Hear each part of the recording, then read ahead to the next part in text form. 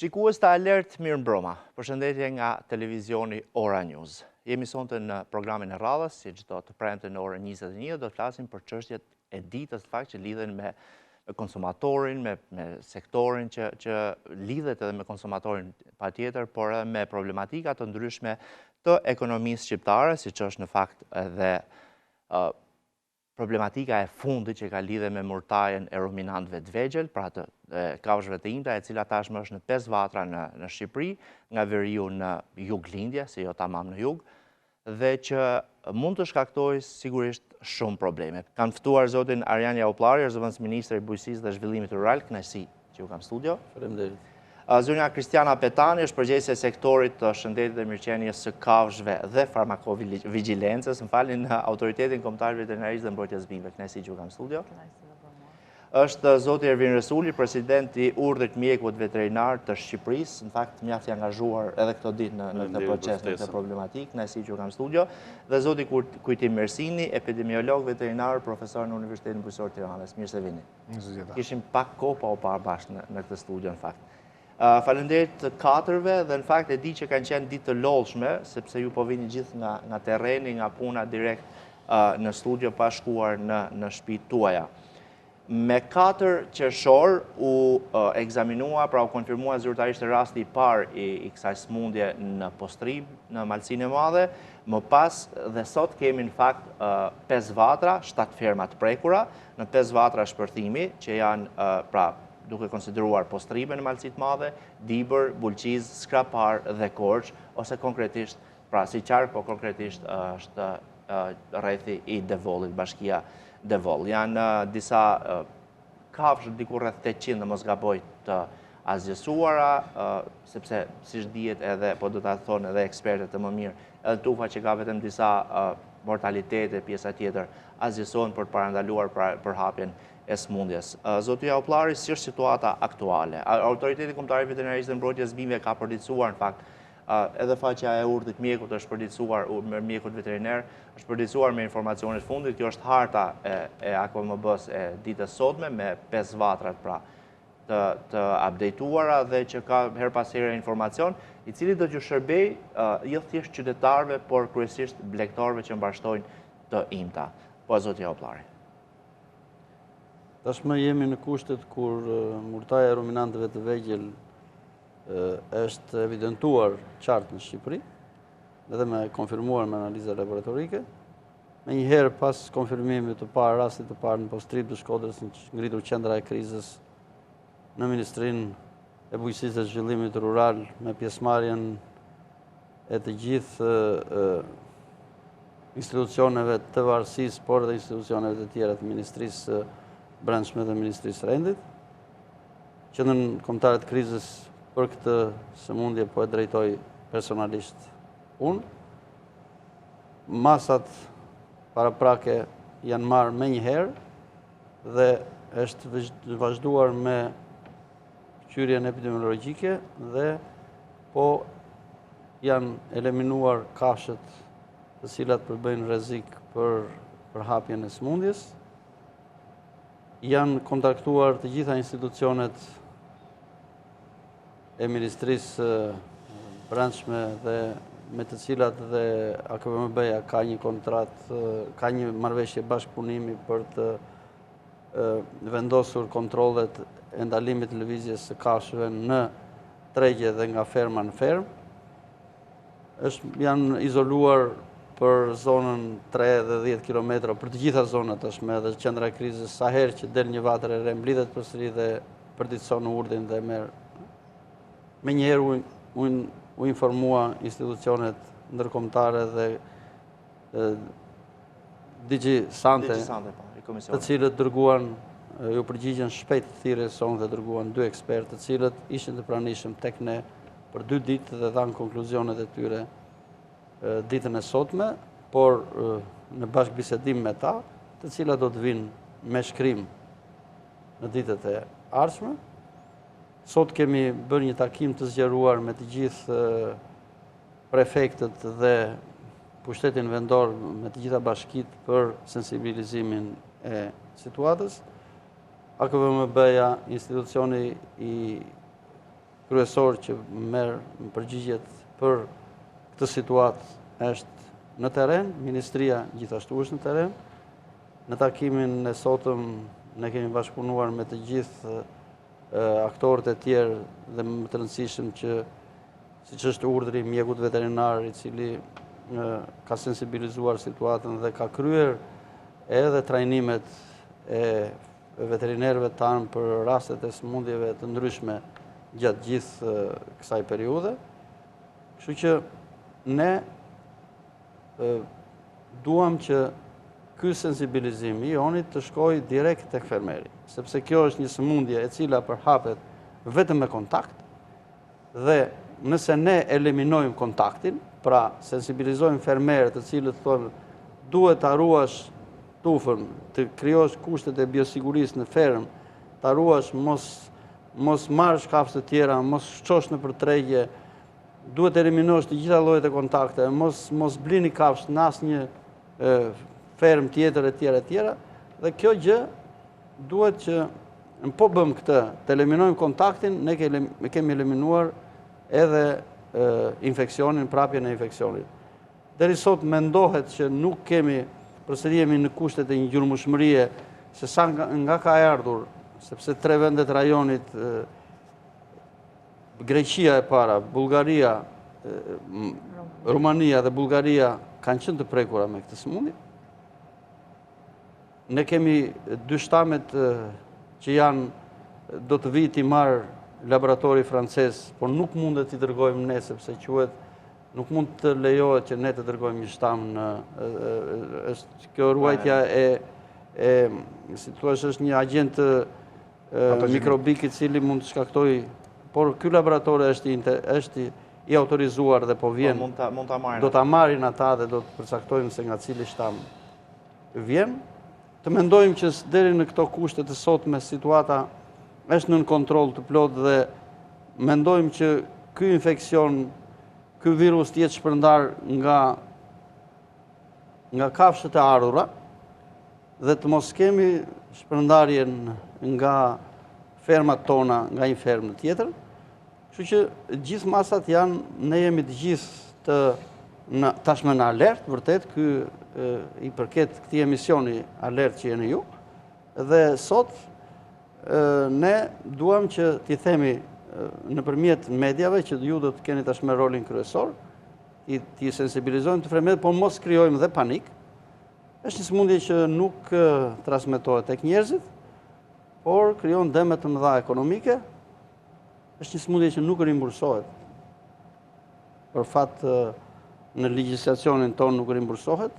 Gjithatë ne janë hap pas hapi, do të ndiqen të gjitha mënyrat edhe për t'ju qenë më afër fermerëve.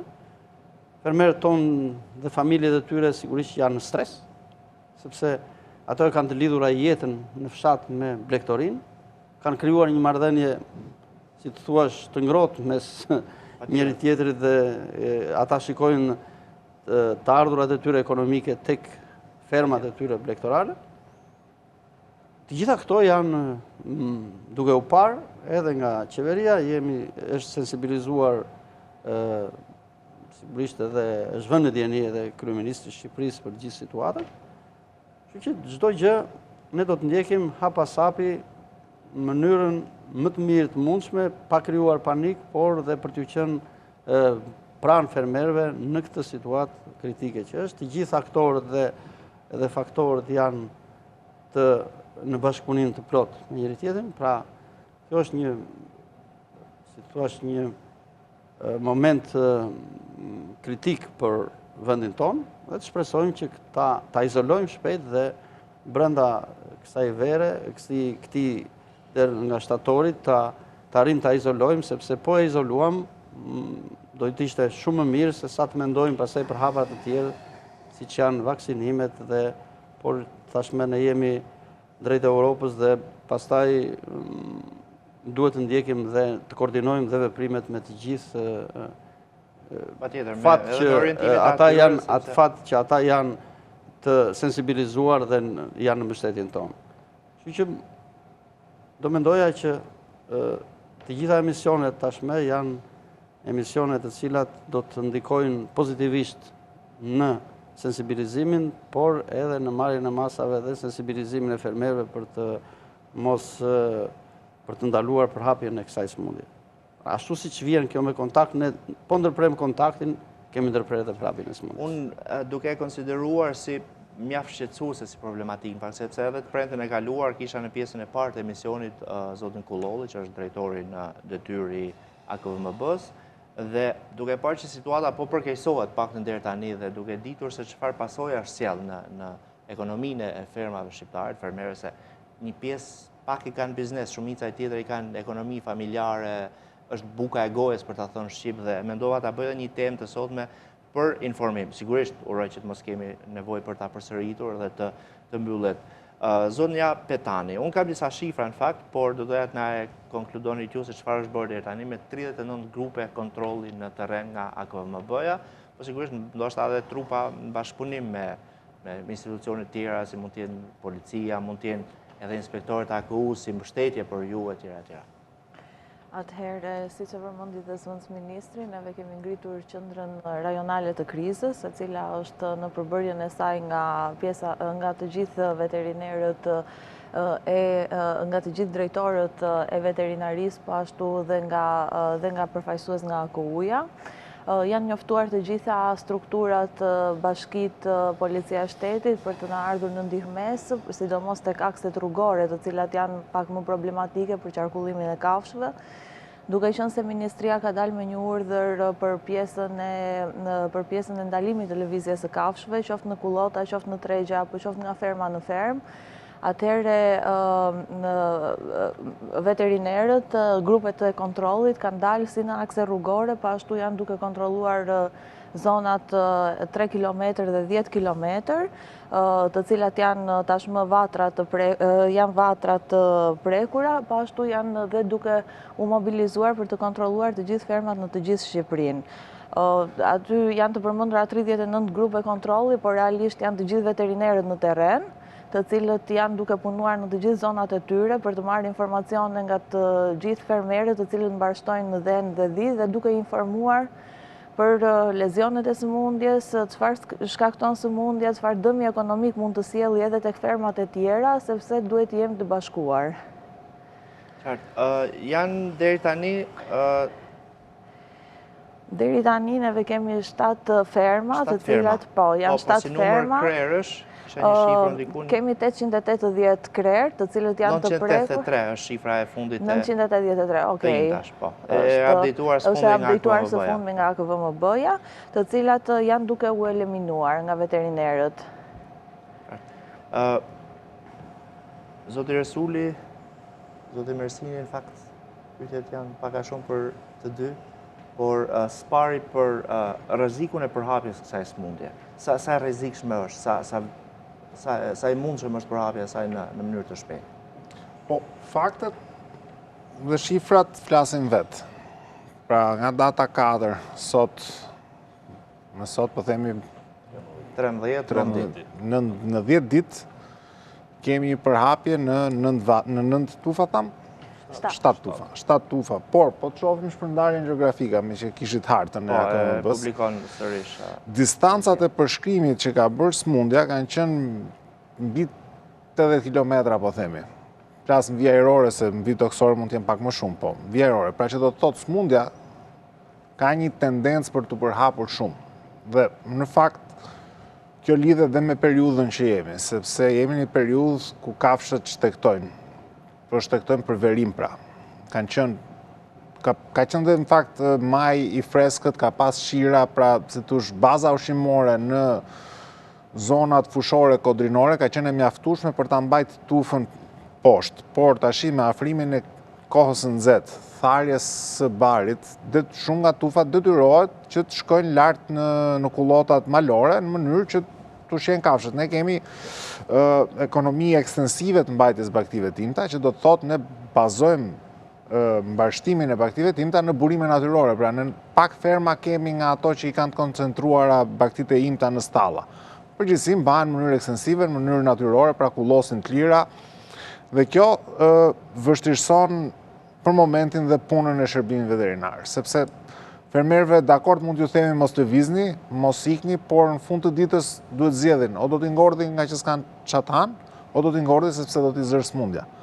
Dhe kur shkojnë në kullota, ndodh edhe kontakti, sepse ky është problemi që ne nuk kemi një regjim kullosor me parcela, që t'i kemi të ndara parcelat për çdo, sigurisht ka një farë kuote që paguhet tek bashkit për kullota. Nuk mund t'i ndash parcelat me, se s'mund bësh gardë në gjithë. Jo, nuk bëhen gardë, po përcaktohen, krijohen parcela si tush me sinor ose me pikat përcaktume dhe ti bën me rotacion. Si rregull ky quhet menaxhimi i kullotave. Ne nuk e zbatojmë këtë. Po ka menaxhim kullotash, dikur kanë qenë praktikat njohura për të mos i mbishfrytzuar, në fakt, bëhet më shumë për të rritur kullotën se sa për të rritur baktit. Por në këto kushte, një sistem i tillë do ndihmonte që mos kishim kontakt. Megjithatë është e vështirë, është pothuajse e pamundur për ta bërë në kullotat malore këtë që po themi, që do të thotë tufat atje mund të bashkohen, tufat mund të bashkohen dhe në pikat e ujit ku kafshët pinë ujë, pra në këto vendet në stane ku mblidhen disa tufa bashk, lerat pra që shërbejnë për këtë punë.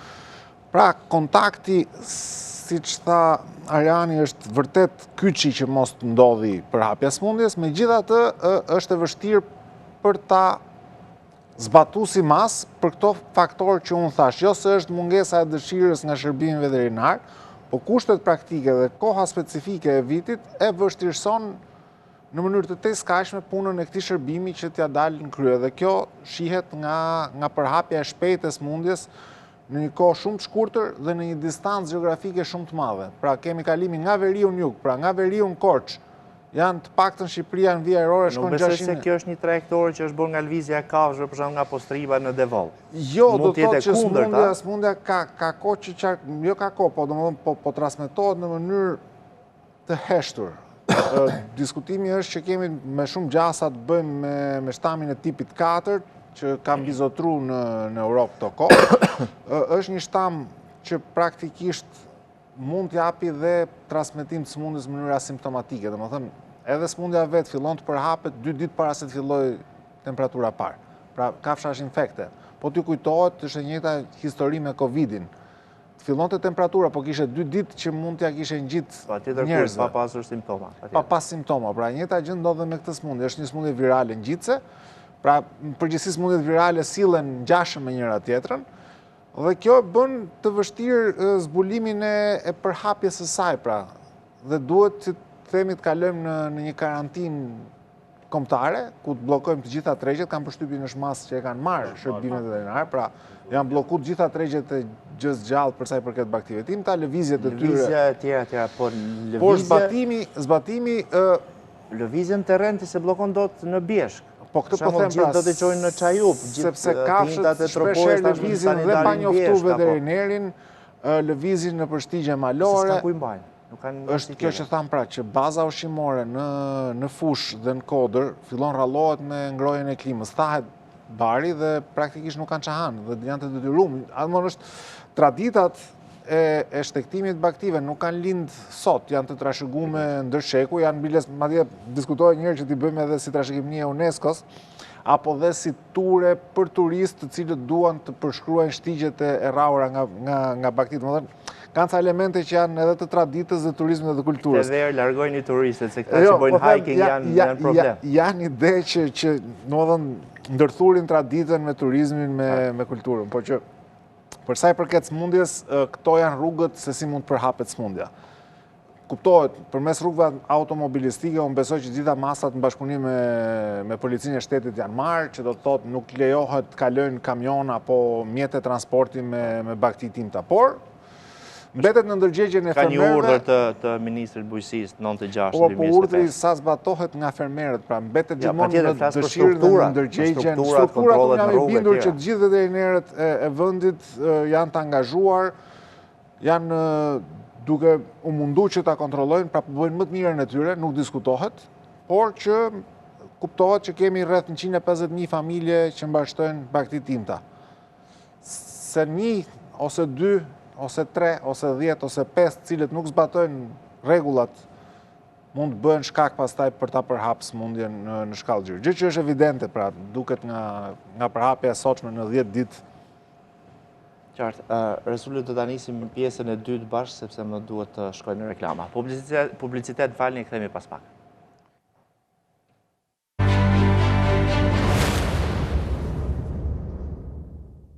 Jemi sërish në studio në këtë pjesë të dytë të Alert dhe po diskutojmë për murtajnë e ruminantëve të vegjël, pra smundjen që ka prekur të imtat në Shqipëri dhe që sigurisht aktualisht e përhapur në 5 vatra, në vende ndryshme, në rrethet ndryshme të Shqipërisë, por që nëse vazhdon kështu, sigurisht mund të ketë dëme të mëdha ekonomike për fermerët. Nuk përbën rrezik për konsumatorin, për sigurinë ushqimore, nuk është smundje zoonotike që transmetohet nga kafsha tek njeriu, por që është një smundje që shkatron fermat e të imtave. Zoti Resuli, që s'keni folë fare në pjesë të parë dhe janë ndërpreva sapo e nisët në fund të pjesës parë. Atëherë, në fakt po përballemi me një situatë në të cilët kërkon mobilizim të gjithë faktorëve dhe aktorëve. Zëvendësministri e tha pak më përpara që janë përfshirë një sër institucionesh edhe besoj që rezultatet në vimësi do duken edhe nga numri vatrave, edhe nga problematika e cila do shohim trendin se si do ecë.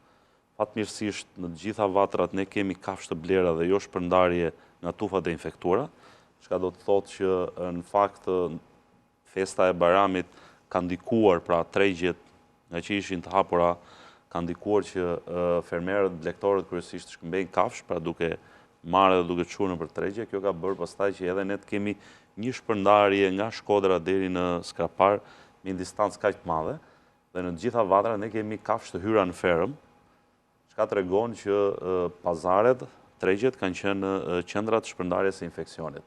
Në fakt është sfidë për shërbimin veterinar që kjo situatë deri në fund të gushtit duhet të mbyllet, për një arsye shumë specifike dhe shumë teknike, pasi kemi të bëjmë me një virus i cili në temperatura larta, po themi edhe në temperaturat e trupit njeriu 37 gradë në ambient, nuk mbijeton më shumë se 2 deri në 3 orë, çka do të thotë që sekrecionet në të cilat bëhen kryesisht edhe shpërndarje të infeksionit jep mundësinë që virusi të shkatërrohet, po ashtu në temperaturat 56 gradë shkon deri në 2 minuta, çka do të thotë që temperaturat e larta tashmë gjatë periudhës verës do ulin virulencën ose forcën e virusit për të kontaminuar tufat e reja apo edhe për të shpërndar. Por kjo, e thash edhe një herë, do jetë një sfidë me kohën, me shërbimin veterinar edhe të gjitha institucionet që kjo s'mundi të vihet në kontroll përpara gushtit. Në të kundër, pastaj nëse na gjen shtatori tetori në të tilla rrethana, pastaj do jetë vërtet fatale për blegtorin shqiptare, edhe vërtet do kemi probleme në aspektin ekonomik, që është më kryesorja, pasi kemi të bëjmë një smundje e cila në fakt ka më shumë dëm ekonomik, pra ka ngorshmëri të lartë, shkojnë deri në 100% të tufës, dhe ky është një problem. Pastaj blegtoria imët e ne është një lloj trashëgimie dhe është një lloj ekonomie në të cilat përfshin një sër familjesh të cilat merren dhe kanë një biznes për zhvillimin e familjes tyre dhe kështu me radhë. Dhe kjo do bëjë që do gjenerojë një faturë goxha të konsiderueshme përveç faturës financiare dhe aspektin psikologjik të ngordhjes kafshëve dhe kështu me radhë. Qartë. Zotja Ullari, pyetja për ju, por sigurisht edhe për zonin Petani këtu si dy institucione publike. A ka pasur një hetim deri tanishëm se cili mund të ketë qenë burimi i smundjes ose vatra e parë? Në një dalje të sotme të zotit Kullolli, dëgjova që disa prej këtyre fermerëve që nuk janë treguar bashkëpunues kanë bërë edhe kallëzim, po themi denoncimin policia apo diçka e tillë, sepse nuk kanë treguar tregjet ku i kanë marrë apo fermerin ku i mund t'ia ketë blerë e tjera. Gjë e parë që Shërbimi Veterinar dhe Ministria e Fuqisisë kreu ishte hetim epidemiologjik për fermerët të cilët kanë blerë kafshët dhe të tregonin se ku ata i kanë blerë. Sigurisht që një pjesë e tyre treguan gjysmën i kemi blerë nga një tregtar që si di me emrin dhe siç ndodh rëndom me fermerët të cilët duan edhe ta fshejnë këtë, por pa ditur ata rreziqet e mëdha që ka kjo smundje. Dhe ne, patjetër ashtu siç e ka thënë dhe drejtori, drejtori ka çuar ato fermerë të cilët nuk kanë treguar historikun e lëvizjes së kafshëve dhe blerjes tyre në prokurori. dhe duhet pastaj prokuroria të vazhdoj hetimet dhe të tregoj se çfarë rrugë ka ndjekur një kafshë e cila ka kaluar deri nga lushnja, do të them, nga Korça, tha ai, e ka çuar në Postribe, etj. Dhe kjo është një detyrim që të gjithë fermerët duhet ta tregonin historikun, edhe por mund të ndodhë ajo që edhe ai nuk e di se ku e ka blerë, se në pazar mund të blihen kafshë dhe pastaj mund të ketë nuk e ka marrë, është e vërtet që nuk e ka marrë historikun e tij, sepse ndodhë rëndom jo çdo kush që shkon në pazar për të blerë një kafshë, qoftë edhe për Bajram, të marrë se e ka blerë te Graniti apo e ka blerë te tjetri. Ky është një problem. Por çka ka ikur? Ka ikur. Hetimi epidemiologjik ka treguar që këto kafshë janë blerë, ashtu siç tha dhe Ervini, dhe të shpresojmë që këto kafshë të blera, ato tufa që kanë qenë të prekura, të kenë shpërndar këtë infekcion nga njëra krah në një distancë të largët dhe të mos kemi përhapjen e infekcionit nga një tufë e cila mund të infektoj një rajon të caktuar, për shembull 30 kilometra, siç kemi në vijat kufizuese, dy vijat e para kufizuese. Kështu që kjo është njëra pjesë. Pjesa e dytë është, tash kjo është më e rëndësishme, sepse ky infekcion ndodhet tashmë në këto vatra dhe këtu është hetimi epidemiologjik dhe ndërgjegjësimi i fermerëve duhet që të jetë të gjithë, duhet i kemë sy të katër. Duhet të jenë të ndërgjegjshëm, të tregojnë të vërtetën, sepse e vërteta është shpëtimi i tyre. Çdo lloj gënjeshtre ne na bën badërdin dhe na përhap infeksionin kudo. Kështu që ky është ai ndërgjegjësimi i fermerëve. Këta duhet kuptojnë që po i bëjmë gropën vetes. Nuk po bëjmë asnjë gjë tjetër, veç se po shpërndajmë infeksionin dhe po i shpërndajmë mikut, po i shpërndajmë kolegut, po e çojmë në një kullot që është e pastër dhe ti e ndot, dhe gjitha këto. Kështu që prandaj kam parë edhe mediat e këto ditë që nuk kanë pasur absolutisht asnjë qëllim të keq. Qëllimi është gjithmonë i mirë për të treguar që por të gjithë janë të angazhuar në këtë, për të treguar që ore, dalem ose po i bëjmë vërtet, po bëjmë dëm të madh, po i bëjmë dëm të gjithëve njerëzve. Të zurit ty, po të shpëtosh ti, se që moti kur ndodhte njeri që i ngorthin ca bakti, i jepnin nga një të tërë, po tash na të shpëtojnë të tjerë që t'i japin dhe ty. Ta e si shpëtojnë askujt. Sigurisht, prandaj. Sigurisht që hetimet epidemiologjike, por thash, është ndërgjegjësimi i fermerëve që të cilët duhet të tregojnë. Pavarësisht se shërbimi veterinar është i gjithë në kem, do vazhdojmë me hetimin epidemiologjik. Po, kurse për këto raste është e vërtet që duhet Sula ka thënë edhe ka çuar për ndjekje penale në prokuroria ta fermerë. Ata nuk janë fermerë faktikisht, edhe inshallah nuk janë fermerë, po ndoshta janë dhe nga këto tregtarët të lëvizjes të cilët blejnë bakti dhe i çojnë nga njëri rajon në tjetrin, dhe ata që janë... Po i Postribës fermë të vogël familjare kishte në mos gaboj? Po kishte blerë dhe një dy. Dhe ai kishte edhe mos gaboj që nga java e kaluar nuk kishte treguar shumë bashkëpunues. Nuk e di nëse është rrëfyer më mbrapa apo që... Granit, neve kemi bërë të mundur tek disa nga fermat të cilat kanë dalë pozitive, kemi bërë të mundur gjurmimin e matrikujve. Kafshët të cilat kanë qenë të matrikulluara kanë pasur edhe numrat e matrikujve këtu janë të shpërndarë në të gjitha qarqet, dihen se kush kode janë. Neve i kemi raportuar tek drejtoritë e veterinarisë rajonale, të cilat kanë marrë matrikujt, i kanë identifikuar se kush kanë qenë veterinerët të cilët kanë lëshuar certifikatën që është nga ferma në treg, certifikatën e lëvizjes dhe certifikatën shëndetësore, sepse këto kafshë mund të kenë qenë pa shenja klinike, dhe kanë shkuar tek ferma origjinës, kanë bërë analizimet për të parë në qoftë se këto kafshë ishin pozitive ose negative. Me një fjalë është bërë komplet gjurmueshmëria. Qartë. A ka në zonat ku ka pasur vatra, po themi, Postriba, Dynë, Dibër, Bulqiz e tjera, në zonat përreth, përveç pjesës karantimit 30 km në mos gaboje, karantinës, a janë marrë kampion mostra në tufa të tjera përreth dhe a ka ndonjë rezultat analize deri tani? Janë marrë mostra të tjera në tufat përreth, zakonisht neve marrim mostra sidomos në rrezën 3 km, e cila është rrezja më e vogël për të përhapur sëmundja, është risku më i lartë për të kapur.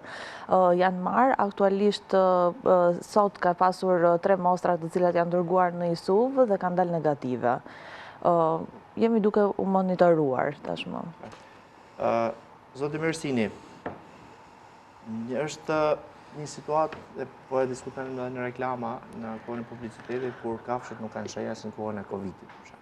Sa rrezikshme është përhapja e kësaj sëmundje, pra virulenca, për të pasur vërtet një risk shumë të madh, dhe e bëj këtë pyetje, jo se nuk u përmend, por që vetë fermerët, blegtorët ta kuptojnë se sa i lartë është risku i tyre dhe cilat janë shenjat që shfaqin kafshët, kur ata shfaqin simptoma. Por, shenjat praktikisht është vështirë të kapë shenjat e para të sëmundjes, sepse fillon zakonisht me temperaturë. Dhe njëherë nuk është kollajt për post termometrin e tuf, ku ti ke 50-60 krerë të kapësh atë kafshë që fillojt me temperaturë, është vështirë. Shenjat që do kapi fermeri në shumicën e rasteve që janë si du shenja paraprake, janë apatia e kafshëve, ajo mbetet mbrapa, pra në lëvizje nuk është aq aktive, në të ushqyer nuk është aq aktive, dhe pastaj fillojnë shfaqen shenja më të rënda, pra ulceracione të pjesës së undës gojës, mund të kalojë deri pneumoni, rrjedhje nazale, rrjedhje nga hundët, dhe këto janë pastaj shenja që janë shumë të qarta. Po si fillim është vështirë që ai të kuptojë, pra thjesht mund të shohë një apatit kafshës, thjesht jo dëshirë për të ushqyer, se është pak e lodhur në raport me të tjerat, po që në përgjithësi fermerët janë të kujdesshëm dhe kanë si tush atë syrin, sepse në ato bakti jetojnë dhe e bëjnë dallimin, po problemi është që në një situatë të tillë siç jemi, duhet që në atë moment njoftohet veterineri. Në dyshimin e parë të njoftohet veterineri, sepse e kemi thënë në gjitha emisionet që kemi qenë bashkë, zbulimi i hershëm nënkupton një reagim të shpejt të shërbimeve veterinare për ta izoluar vatrën. Jo gjithmonë ndodh fatkeqësisht, dhe kjo është mesazhi që unë kam për fermerët, që nëse ata vënë re çfarëdo lloj shenje jo normale në kafshët e tyre, puna parë që duhet bëjnë është të njoftojnë veterinerin në numrin e gjelbër, i cili është falas, dhe një antar i shërbimit veterinar do të shkojë të vizitojë fermën dhe të ndihmojë nëse do të ketë problematika për të marrë kampionet e tjerë. Dhe ndoshta një moment shumë i rëndësishëm për ta përsëritur është që ritheksoj që është çështja e ndërgjegjësimit që të mos bashkojnë tufat. Po, sepse mund të infektojnë të tyren ose tyra mund të infektojnë tjetrën. Ne dikur qunim, se dush klasifikonim fshatin si njësia më e vogël epidemiologjike. Në fakt, në legjislacion ne kemi fermën. Ferma është njësia më e vogël epidemiologjike, por për shkak të kontakteve që kanë baktit brenda një fshati, konsiderohet si njësi epidemiologjike, sepse në një fshat njerëzit hynë, dalin të njëri tjetri, bashkojnë tufat për t'i çu te kullota pranë fshatit e tjerë. Pra, që do të thotë duhet të mbrohet vetja, por duhet mbrojtur dhe fqinji. Dhe ky është mesazhi kyç, pra. Duhet që tufat t'i mbajnë të ndara pavarësisht praktikave apo traditave që kanë zona të ndryshme në mbashtimin e baktive tinta. Sot është koha që të kujdesemi për tufën vetjake, por dhe për tufën e fqinjit, në mënyrë që të garantojmë një biosiguri në nivel ferme, por dhe në nivel fshati, sepse fshatrat janë të vegjël, komunikimet mes baktive janë të shpeshta dhe kjo duhet shmangë. Mund të shtoj diçka drejtuar blegtorëve në rrafshin që përmendi edhe doktor Kujtimi. Në fakt, kemi të bëjmë kryesisht me një sëmundje e cila blegtorët do ta kuptojnë qartë që nuk mjekohet. Pra çdo përpjekje për ta mjekuar këtë nuk ka rezultat. Thjesht duket sikur kafsha shërohet në fillim, humbasin ato shenjat klinike, por që infeksioni mbetet po prap në tufë. Fa kishit edhe një thirrje sot për farmacit blegtorale e produkte veterinare, m'falni, që të mos shesin antibiotike e tjera, sepse përveç se blegtorët duhet dinë këtë, po ashtu kontakti parë që blegtorët marrin produktet për mjekimin e kafshëve, normalisht janë farmacit veterinare, dhe ne kemi bërë thirrje sot të gjithë farmacistët veterinarë, që në momentin e parë që paraqitet një fermer i cili pasqyron shenjat klinike të sëmundjes, të mos japin antibiotik, por menjëherë të njoftojnë veterinerët shtetëror që të mbikëqyrin fermën, të vendosin diagnozën e duhur, e më pas nëse hiqet dyshimi për PPR, atëherë të bëhet mjekimi konform gjithë procedurave. E them këtë sepse ka një tendencë ose të paktën edhe nga telefonat dhe komunikime përditshëm, më telefonojnë dhe më thonë që ore si mund ta mjekojmë. Është një sëmundje e cila nuk mjekohet. E vetmi mjekim i kësaj sëmundjes mos shit, mos bli, mos i bashko tufat. Këto janë elementet të cilët e mbajnë tufën të pastër dhe këto janë elementet të cilët të gjithë blegtorët duhet të jenë vigjilent dhe në rastin e parë që dyshojnë për një sëmundje të njoftojnë menjëherë veterinerët shtetëror. Mos bashkimi tufave, gjithë masat e marra për ndaluar daljen e këtyre kafshëve, pra të imtave gjithmonë në tregje për tu shkëmbyer e tjera, janë masë absolutisht apo zonat karantina 3 dhe 10 km, por është hedhur hipoteza e vaksinimit. Ish ministri i bujqësisë, profesor Panariti, ka bërë 2 postime ditë të fundit dhe regjia mund të më ndihmojë me atë të sotmin dhe po e lexoj shkurtimisht. Prisni dhe pak sa të preken dhe infektohen të gjitha dhënt e dhit dhe pastaj nuk ka nevojë më për ndërhyrje. Vatra e infeksionit baktive shfaqur në Korçë, thotë gjithmonë profesor Panariti, do të thotë se murtaja po avancon drejt jugut dhe më pas në gjithë vendin. Mos fillimi i vaksinimit baktive një hap fatal për fatin e tyre. Vaksinimi mbetet guri themelit për kontrollin e murtajës së të imtave. Çfarë po ndodh tani është në kundërshtim me strategjitë e kontrollit të sëmundjes. Kjo sëmundje është problem kombëtar dhe evropian. Prandaj duhet apeluar te FAO, zyra e epizotive në parejse të tjerë. Duhet kontaktohen shërbimet veterinare të fëqinjve dhe të kërkohet urgjentisht dozë vaksine sipas nëse disponojnë për ndërhyrjet menjëhershme. Vaksina ka, por duhet i kërkosh, telefonosh dhe kushtojnë shumë lirë. Dhe unë fakt kam qenë me dhomën e veterinerëve të Greqisë që para 10 ditësh në komunikim në Zoom dhe në dijenit time as Greqia, as Rumania nuk përdor. Dhe realisht Bashkimi Evropian përdor parimin gjurmo edhe elimino. Nuk përdor vaksinë. Dhe pa aq kohë sa ne synojmë Bashkimin Evropian, jemi detyruar që absolutisht në gjykimin tim, plani B është vaksina, por plani A është menaxhim të situatë në to. Por ata që na ndjekin thonë pse nuk përdoret vaksina. Ideja që ndron, po jemi në një situatë në cilën në 13 ditë kemi 7 raste. Greqia kishte 14 raste në ditë. Në një ditë vetme, gjurmonin dhe detektonin 14 raste dhe nuk bëri vaksinë.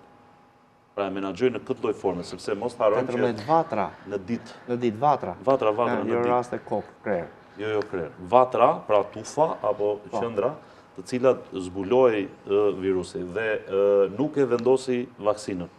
Duhet kuptojmë një gjë që plani kontingjencës është një plan i cili janë marrë gjithë shembujt më të mirë edhe gjithë sugjerimet e Organizatës Botërore të Shëndetit të Kafshëve, pra ne nuk po zbatojmë një protokoll alla shqiptare, shpikëm ne, edhe po vazhdojmë edhe absolutisht ato janë protokollet miraturat, njohura nga organizatat ku Shqipëria aderon, dhe normalisht jemi duke ndjekur gjithë të procedurat. Për ta shmangur vendosjen e vaksinës.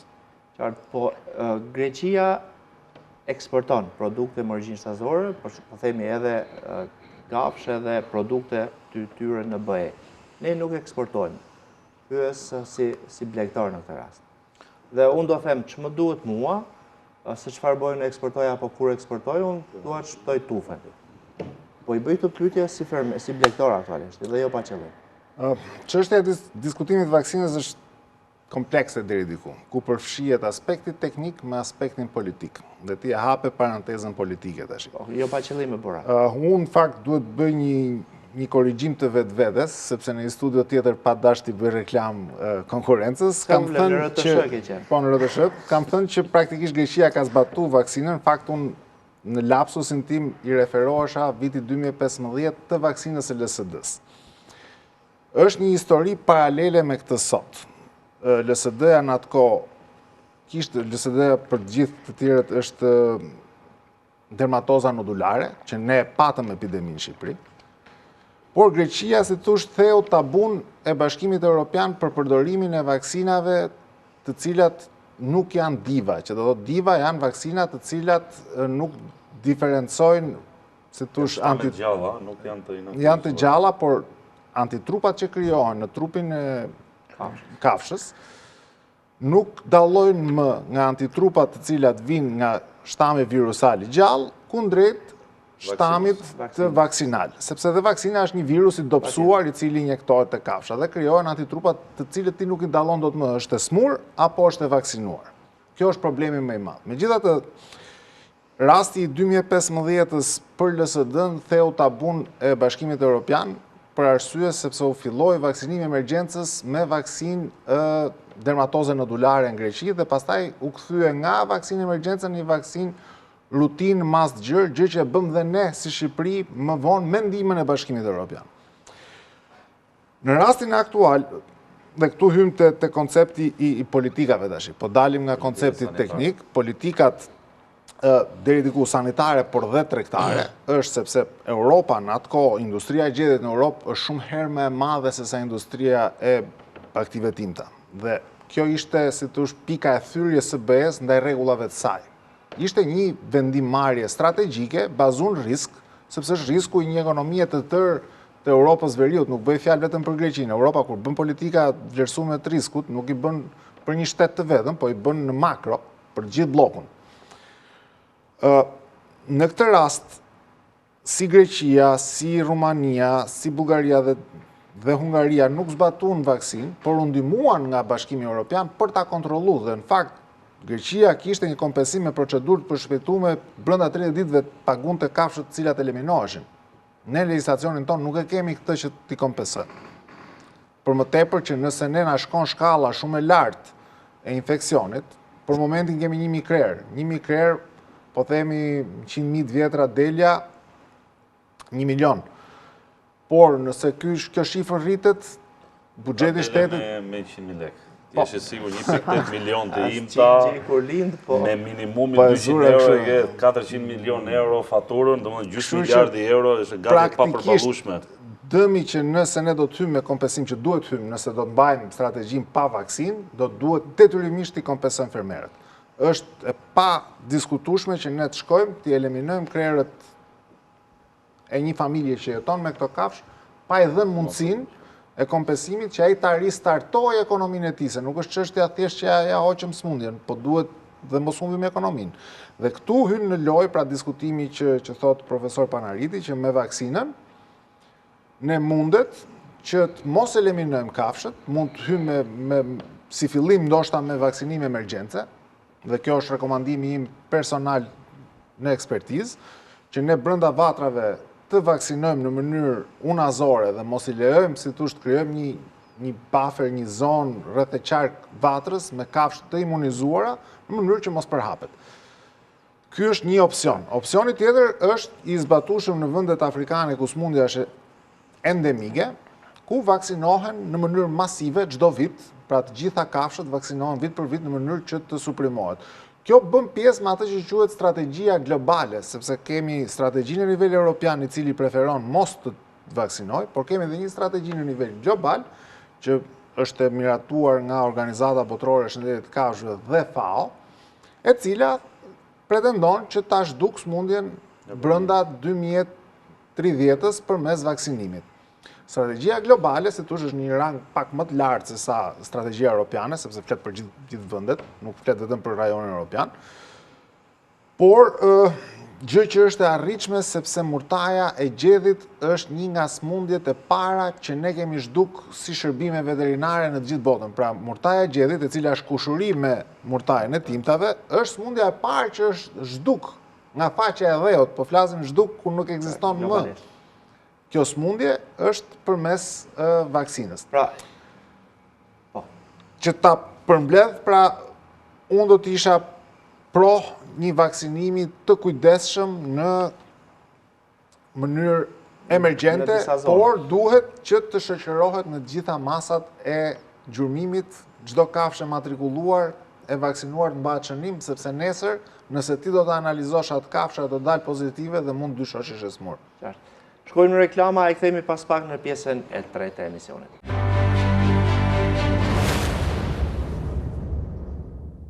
Jemi sërish në alert dhe po diskutojmë për alertin e murtajës së ruminatëve të vegjël, pra smundjes që shfaros nëse prek të imtat dhe në fakt është që prej datës 4, pra prej 10 ditësh, është prezent në 7 vatra, me 7 vatra në 5 rrethet të ndryshme. 7 ferma? 7 ferma, më falë, po 7 ferma në 5 vatra, pra 5 qytetet të ndryshme.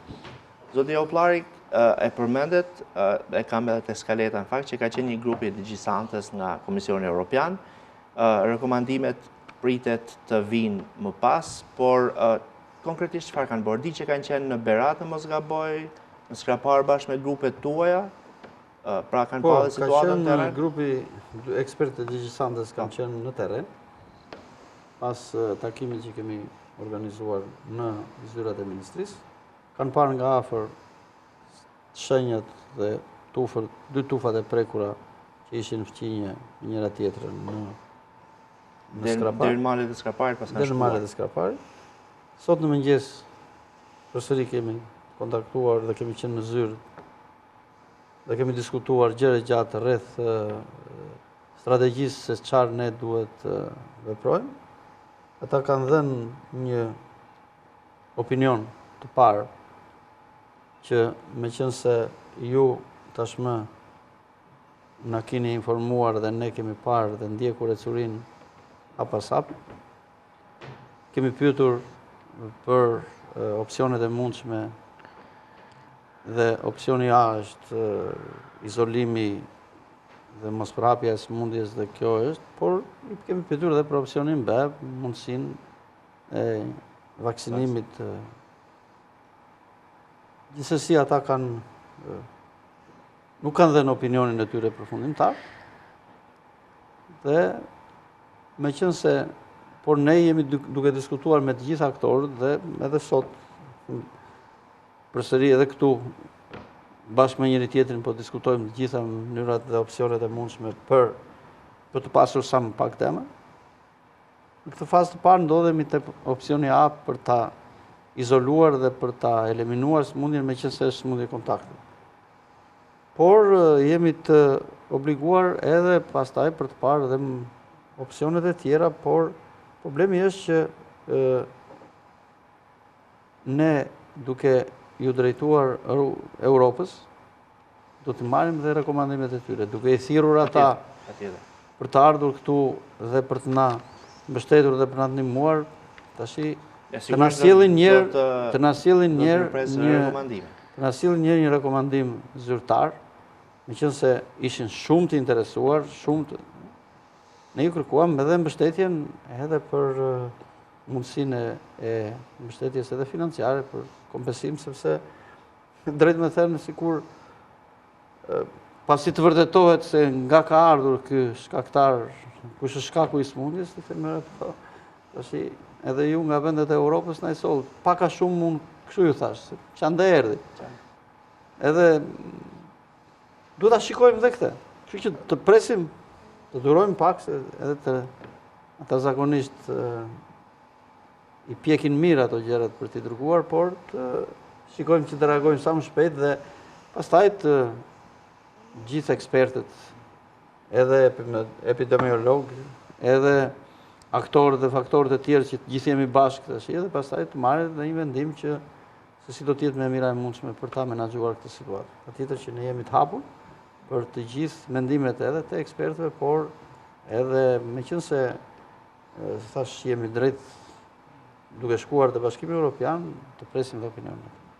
Sigurisht është edhe përgjegjësi kolektive për sa i përket vendeve europiane. Pra ne jemi një shtet kandidat, po hapim negociatat, jemi të avancuar drejt BE-s, që do të thotë përgjegjësia është dhe kolektive e gjithë bllokut të BE-s. Nuk diskutohet që një farë ndihme do të siç erdhën dhe ekspertët pra. Dhe kjo është një hap i parë drejt ndihmës që ne po marrim dhe do të marrim në vazhdim, sepse procedurat e Bashkimit Evropian për të ndihmuar vendet në rrezik apo në krizë janë të mirë përcaktuara dhe ne jemi një shtet që mund të aksesojmë suportin evropian. Pra, kuptohet që duke mos qenë shtet antar i plot, duhet të kalojmë në të gjithë këto peripecit e negociatave që ne duhet japim me të marrim me ekspertët. Ne jemi në alert për sa i përket reagimit të shpejt, por jemi të kujdesshëm për veprimet që duhet ndërmarrë. Janë 360 milion euro kompensim për 1,8 milion të imta. Po nuk do smuren gjitha, nuk do smuren gjitha. Nëse shkon aty jo, dhe e thashte sepse unë nuk po imshoj, nuk po përmend shumë të pjesën e kompensimit, se është pak free. Do i gjithë tufa, po ikëm tufa. Po të bëjmë një krahasim, dhe sigurisht edhe kjo për të orientuar njerëzit me influencën aviare. A transmetohet kjo, për shembull, përveç pjesës së sekrecioneve, kontaktet e tufave, nga një bari që mund të jetë bartës, nuk e di pra, po e bështroj si pyetje që mund takoj fqinjin ose kushëririn nëpërmjet. Jo, edhe njeriu, nga njeriu tek një tuf tjetër. Po me çizme, me këto pra, mjete janë prapë. Edhe kontakt është e kufizuar, është e kufizuar. Është e kufizuar, por ka gjasa që të ndodh. Ndodh në distancat shkurtra, jetë gjatësia siç tha dhe Ervini më parë është e shkurtër, pra është një virus jo shumë i fortë në kushtet e mjedisit jashtëm, jashtë trupit, pra në kushtet e ambientit, nuk mbijeton gjatë. Pra për distancat shkurtra apo për lëvizjet vogla, po janë këto hyrje dalje që thamë brenda fshatit, njep një mjet, njep një diçka hyrje dalje. Kurse kontakti mes kafshëve, një nga burimet kryesore dhe një nga që mund të shpërndajmë shumë janë makinat e grumbullimit të qumshit, që shkojnë çdo ditë në çdo ferë grumbullues të qumshit, janë potencial për të shpërndarë infeksionin, sepse nëpërmjet gomave të makinës dhe ai për një kohë të shkurtër ai shkon në disa ferma. Po kurse kontakti mes kafshëve, sepse ato rrinë për një kohë të gjatë dhe vazhdojnë që të jetë në kontakt vazhdueshëm, kurse ato kujtimi e shpjegoi shumë saktë atë që ai shkatërrohet shpejt, edhe Ervini thanë që shkatërrohet shpejt, por duke qenë se kafshët rrinë me njëra tjetrën për një kohë të gjatë, atëherë ata e transmeton. Po hyrin tuf do të eliminohet gjithë tufa dhe kjo është praktika që kemi ndjek deri tash. Pra gjitha tufat që janë identifikuar janë eliminuar gjithë krerët brenda tufës, pavarësisht se mund mos kishin shenja dhe pavarësisht se jo të gjitha smuren, sepse duhet kuptojmë një gjë. Smundja hyn tuf, por nuk i prek 100% krerët në të njëjtën ditë. Pra ka një periudhë, si thosh, kurbe të përhapjes brenda tufës derisa të shkojë ky mortalitetin 100%, por ne nuk e lëm që të shkojë deri aty sepse ndërhyn shërbimet veterinare dhe eliminojnë kafshët në mënyrë që dhe mos përhapet. Pra masat që po marrim janë të vlefshme dhe nuk diskutohet që kanë një farë efekti. Problemi është sa do t'jemi në gjendje që ta vazhdojmë këtë betejë dhe sa do t'jenë të ndërgjegjshëm fermerët për të na mbështetur në këtë betejë. Sepse problemi dytë është problemi fermerëve. Që shërbimi jonë veterinar do bëj maksimumin dhe të pamundurën. Për ta realisht po bën maksimumin sepse janë gjatë gjithë kohës në terren, por nuk varet vetëm nga veterinarët, po bëhet fjalë për 150.000 familje blegtorësh të baktive tinta, të cilët duhet t'i binden rregullave veterinare. Dhe kjo është një nga sfidat më të mëdha. Dhe kjo është pse po flasim këtu në fakt. Se me njëri tjetrin ne flasim këto probleme për ditë, po këtu jemi për këtë arsye kemi arritur, me fjalë kemi nxjerrë urdhrat e ndalimit si dhe për kullotat që mos të kenë kontakt me njëra tjetrën, se qoftë kur vete në kullota mund të jenë disa familje të cilat shkojnë në të njëjtën kullot dhe njëra nga delet apo ditë mund të kalojë tek tufa tjetër lehtësisht sepse ata nuk është se i ndajnë me gardë. Dhe kjo është një nga problematikat më të mëdha që hasin në terren, edhe për këtë arsye është bërë ndalimi i kullotave. Por që t'i kthehemi edhe një herë diskutimit masave dhe interesave, ndoshta edhe kombëtare për te interesave të gjëra të BE-s apo strategjive globale, siç thamë të organizatës botërore të shëndetit kafshëve. Duhet kuptojmë që ne kemi një popullat tashmë relativisht të reduktuar. Ne kemi qenë një vend që në vitet 90 kishim diku tek 4 milion krerë, sot jemi më pak se gjysma në 1,8 milion krerë, pra kemi një firo. Megjithatë ne vazhdojmë të jemi një nga vendet që kemi konsumin më të lartë të mishit të baktive timta dhe shkojmë diku te 9 kg për frym. Është një nga normat në mënyrë absolute më të lartë, që do thotë ne përveç tonave dhe importojmë bakti timta për arsye të traditës tonë të ushqyerit, pra. Dhe këtu është çështja sa do të kemi ne humbje nga smundja dhe a do të hymë pastaj siç thamë me vaksina, apo se çfarë duhet bëjmë për te politikave të interesit, sepse kuptojmë që në BE peshën specifike e zë mishi gjedhit, mishi derit dhe shumë pak konsumohet mishi baktive timta. Pra jugu i Europës, pra Ballkanet janë ato që kanë konsumin Spanja. Në këndvështrimin tjetër është që ne nuk është se eksportojmë se thash, s'po na del për vete tashmë, me këtë numerik që kemi, jo më jemi në gjendje për të eksportu baktit timta, dhe nuk kemi dhe produkte që dalin jashtë teritorit tonë. Pra në rastin e Greqisë diskutohet gjithë zinxhiri i shitjes së djathit feta, që është një nga produktet të markuara, më të njohura të brendi më i njohur i produkteve greke, dhe këtu kuptohet që është një ekonomi e tërë e ngritur. Në rastin ton, ne i kemi për konsumin ton, dhe ne duhet të tregojmë një çik mbrojtës ndaj fermerit ton, pra. Dhe o do kalojmë me vaksinë, ose duhet detyrimisht të hapim qesen, kur i thonë, të hapim xhepin dhe të kompensojmë fermerët dhe të bëjmë të mundur që ato që kompensohen mos ta mbyllin si aktivitet, sepse kjo është frika më e madhe. Ne kemi firot të mëdha të shtresës së blegtorëve, po na afirojnë dita ditës blegtorët. Nuk po ka më barinj, nuk po ka njerëz që duan të merren me baktin, dhe ne kemi interes që kemi mbashtim të baktive timta. Edhe eksportin që i bënin në Kosovë, Kosova e ka mbyllur këto ditë, e ka ndaluar nga Shqipëria, pra importin nga Shqipëria, për shkak pra të kësaj smundje për të mbrojtur tufat e veta, i vendimi i Agjencisë së Ushqimit dhe Veterinarisë Kosovës. Zotëri Suli, çfarë të ka mbetur merak sepse jemi në fund? Jo, porositë e fundit, 3 porositë fundit jam unë. Për këtë emision. Për këtë emision, së pari konsumatorit jeti qetë. Pra, produkt mishi, nën produkt mishi me origjinë nga dele dhit, bulmet dhe nën produktet e bulmetit, dhe veterinarisë, mos u përzite konsumatori, vazhdo me fermerët, se e thashun që në fillim, të që nuk ka risë konsumatori. Ne veterinerët, gjithë aktivitetin ton e ngrem në fund fare në dobit shëndetit publik.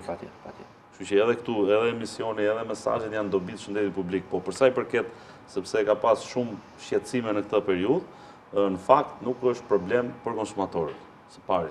Së dyti, blegtorët duhet të bashkëpunojnë me strukturat veterinare shtetërore. Mos shit, mos bli, dhe mos i përzij tufat me gjitonin, me komshiun, me bashkëfshatarin tënë. Pra vetë, sidomos në këto 2 muajt e deri në korrigusht, paktën fermerët duhet të jenë në vigjilencë të lartë dhe duhet të jenë ata të parët cilët duhet njoftojnë nëse vërejnë një problematik në tufën e tyre.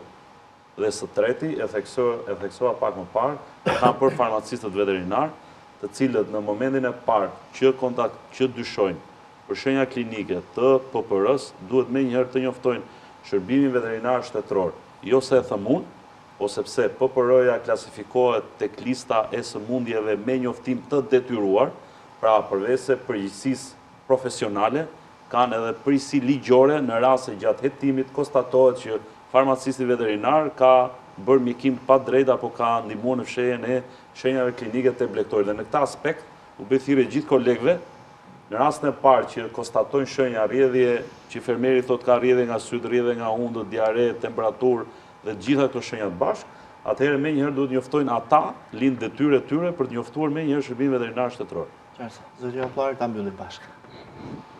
Shumë faleminderit që ky emision i shërbeu sensibilizimit të situatës e cila tashmë është vërtet alert.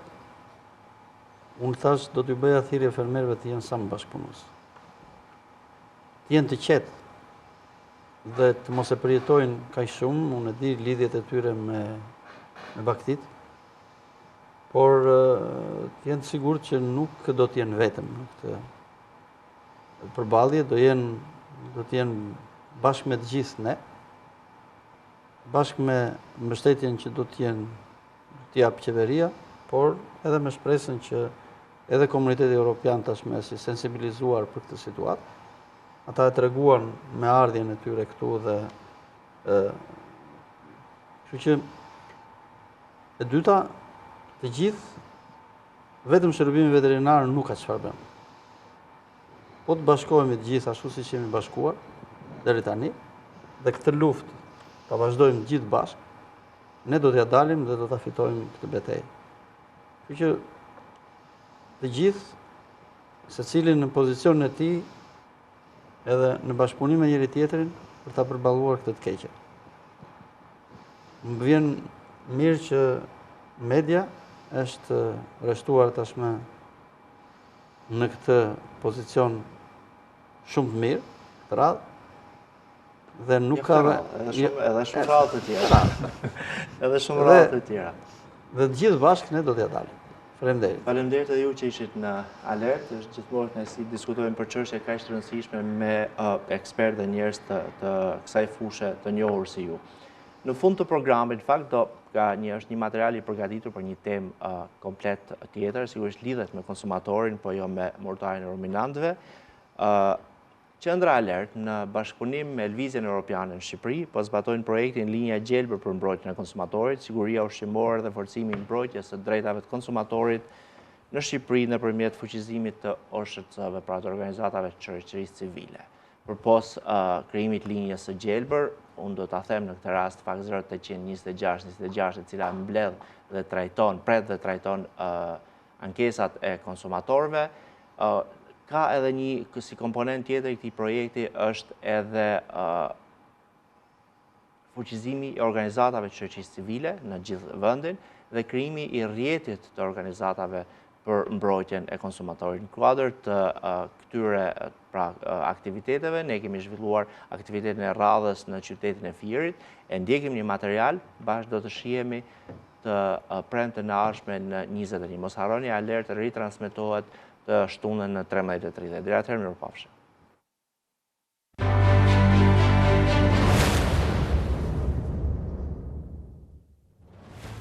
Në kuadër të projektit Linja e Gjelbër për mbrojtjen e konsumatorit, siguria ushqimore dhe forcimi i mbrojtjes së të drejtave të konsumatorëve në Shqipëri nëpërmjet fuqizimit të OSHC-ve lokale, më 10 qershor të 2025-s u zhvillua në qytetin e Fierit trajnimi për të drejtat e konsumatorit nëpërmjet aktiviteteve të ngritjes së kapaciteteve të organizatave lokale të shoqërisë civile dhe mundësimin e angazhimit të tyre në procesin e politikbërjes përmes platformave të konsultimit për legjislacionin dhe reformave që lidhen drejt për drejt me çështjen e mbrojtjes së konsumatorit dhe sigurisë ushqimore në procesin e integrimit në Bashkimin Evropian. Një nga komponentët e këtij projekti është forcimi i organizatave lokale të shoqërisë civile dhe rritja e kapaciteteve për të drejtat e konsumatorëve, sigurinë ushqimore dhe sigurinë e produkteve jo ushqimore. Pjesëmarrësit në këtë trajnim përfaqësues nga organizatat e shoqërisë civile, institucionet publike dhe ekspertë të pavarur morën informacione të vlefshme mbi legjislacionin për mbrojtjen e konsumatorit, cilësinë e shërbimeve, mbi të drejtat si konsumator ose si prodhues, për detyrimet e institucioneve shtetërore dhe sektorin privat për përmbushjen e standardeve dhe kritikave të kërkuara, mbi strukturat dhe politikat duke mbuluar çështjet më të rëndësishme dhe ndryshimet e pritshme. Gjithashtu, diskutua me OSHC-t lokale edhe rëndësia e futjes në objektin e veprimtarisë së tyre dhe të drejtat e konsumatorëve, si një qasje nevojshme në kushtet e sotme të Shqipërisë, e rreziqeve në rritje të shkeljes apo rrezikimit të drejtave të tyre.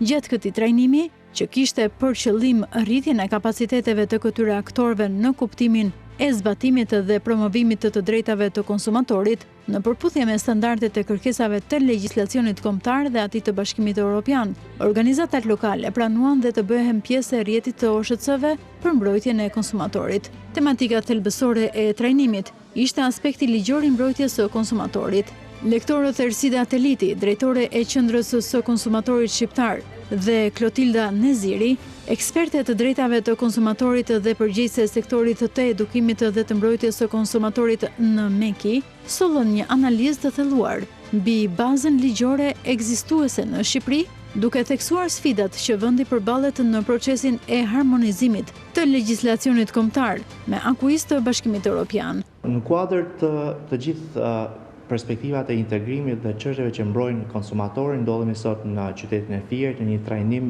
me organizatat e shoqërisë civile, organizatat lokale, por edhe përfaqësues të pushtetit vendor dhe media, në kuadër të projektit që po zbaton Qendra Alert në bashkëpunim edhe me Lëvizjen Europiane në Shqipëri, një projekt i financuar nga Bashkimi Evropian, që është linja e gjelbër për mbrojtjen e konsumatorëve, siguria ushqimore dhe fuqizimi i mbrojtjes së drejtave të konsumatorëve përmes forcimit të organizatave të shoqërisë civile. Ndodhemi sot në Fier një seri në fakt trajnimesh që do të vazhdojnë në shumë qytete, ku roli kryesor, qëllimi kryesor është ngritja e kapaciteteve të organizatave të shoqërisë civile në qytete ndryshme për të drejtat e konsumatorëve. Jemi në Fier dhe do të shkojmë edhe në 5 qytete të tjera që ndërqarku në të gjithë Shqipërinë, përveç atyre trajnimeve që po zhvillojmë në Tiranë dhe në kuadër të tryezave të platformës për partneritetin e integrimit evropian. Njëherësh kemi krijuar linjën e gjelbër për mbrojtjen e konsumatorëve, e cila është një linjë numër i gjelbër 24/24, me anë të cilit ne ndjekim, pranojmë sparje dhe më pas ndjekim kërkesat apo ankesat e konsumatorëve deri në zgjidhjen e tyre.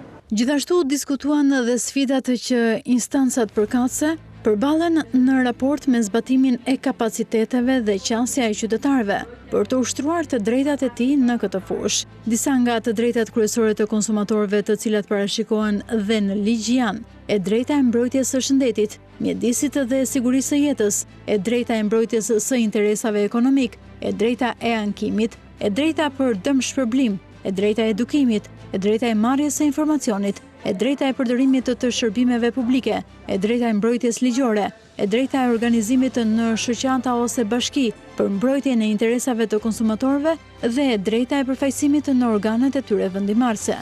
Një pjesë e rëndësishme e trajnimit ju kushtua diskutimit të rasteve konkrete të cilat janë trajnuar nga organizatat e shoqërisë civile apo institucionet përkatëse. Temat që ngjallën interes të veçantë për pjesëmarrësit përfshirë këtu edhe problemet me cilësinë e shërbimit të operatorëve telefonik, siguria ushqimore, zbatimi të drejtave të konsumatorit nga bizneset, e po ashtu siguria e medikamenteve të cilat tregtohen e të tjerë. Trajnimi u karakterizua nga pjesëmarrje aktive ku pjesëmarrësit ngritën pyetje dhe ndan ashtu përvoja të ndryshme nga fushat e tyre vendimarrëse. Ky shkëmbim kontriboi në krijimin e një dialogu konstruktiv nëpërmjet aktorëve të ndryshëm, duke kthyer trajnimin në një platformë bashkëpunimi dhe reflektimi për përmirësimin e mëtejshëm të mbrojtjes së konsumatorit në Shqipëri.